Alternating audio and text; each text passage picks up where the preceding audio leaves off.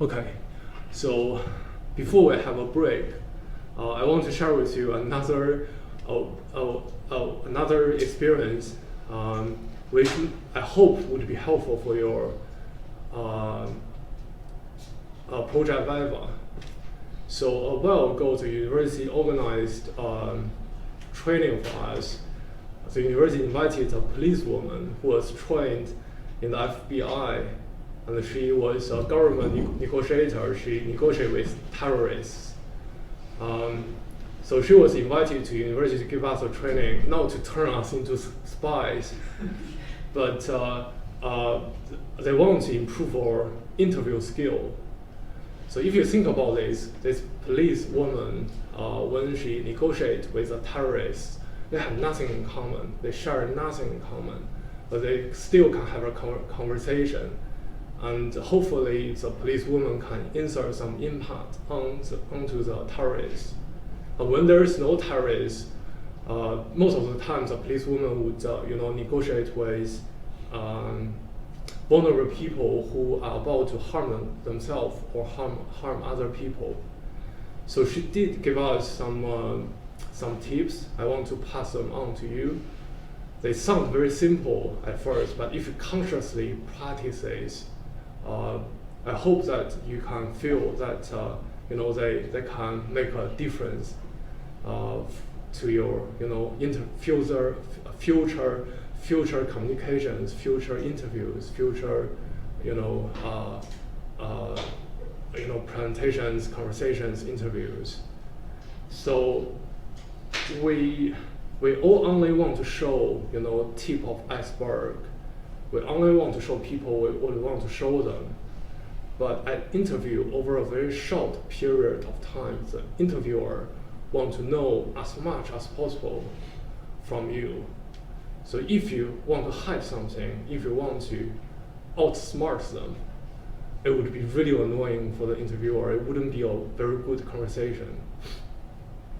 So about 3 years ago, I went to this interview. I was shortlisted for this fellowship at the Royal Society. And the Royal Society doesn't have an electronic engineering center. So I was interviewed by this panel of chemistry and engineering. So when I went to the interview, I felt I shared nothing in common with them. So when I talk about my research, even when I talk about BPSK, QPSK, they didn't know what they are. So so the interview didn't go very well. I feel so bad after the interview. Immediately after the interview, I feel so bad. I knew it was kind of a car crash. I remember I was driving to my supervisor's house after this interview. I was feeling so bad. I was driving. I keep missing my turn. I was driving between two roundabouts on the Basa Avenue over and over again. Asian driver. But after a few years, I keep reflecting on that interview. I think when I went to the interview, I have this mindset. I have this attitude. I want to tell them that I work really hard. I have all these publications, so give me the money. So that was my attitude. But after a few years, I keep reflecting on that interview. I realized that if I went to the interview with the attitude that I want to help you to understand my research, it would probably be a better conversation. It's probably still not going to be the outcome that I hoped for, but it's going to be a much, much better conversation. So for your Viva presentation, the best you can do is to be the most genuine, the most honest about your research. Don't try to outsmart. Try to hide something, hope that they wouldn't discover. So if you are very genuine, the most genuine version of yourself, it would be appreciated. It sounds very simple, but it's actually very important. And second tip is you must practice all the important conversations. So you made your slides, you know what to talk about. You can practice with friends. And by observing their reaction, their facial expressions, you would realize which part of your presentation is clear, is impressive to them, and which part of your presentation is not very easy to understand. So your examiner probably wouldn't be in the same field as you. So this year I'm assigned to be an examiner to 2 computer science projects. But I would really appreciate it if these 2 students, when they do presentation, they don't try to hide something. They don't try to make it extremely difficult for me to understand. And they have practiced their presentations, so it's not a waste of my time. I would really, really appreciate that. So if you go to the interview with a mindset that you are helping your examiner to understand your project, it would become better. And then the third tip is sometimes it's useful to have an opening line and a closing remark to kind of summarize your project.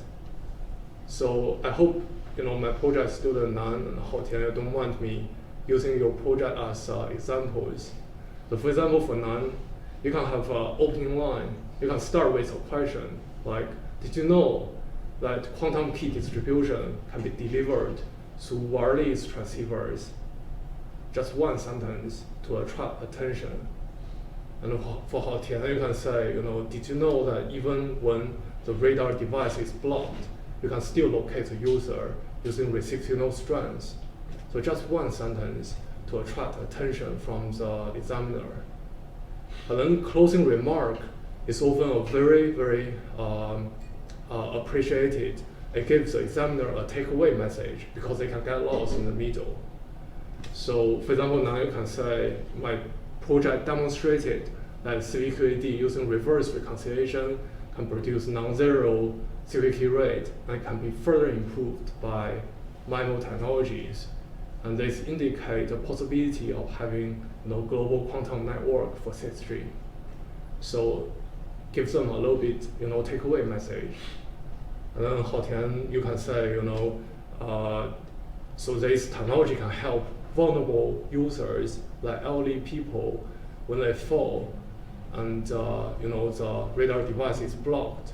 The reciprocal strands can still help them to send can still help to locate the user. So it makes radar devices more robust. Okay.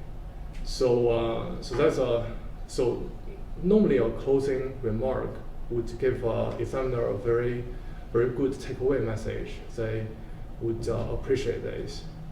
And then one last tip is don't forget about the excitement. So you did this project for 2 semesters. It's been a really long time. There are a lot of challenges, but there must be moments that you feel really, really excited about this project. Don't forget to convey those moments. So for example, Hao Tian, when your radar device works, that was a really, really exciting moment. I was really, really happy for you. Don't forget to convey that moment.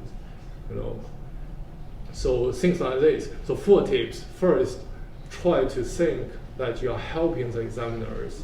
Try to make them feel like you're not in the presentation and then you're in a situation where you judge each other.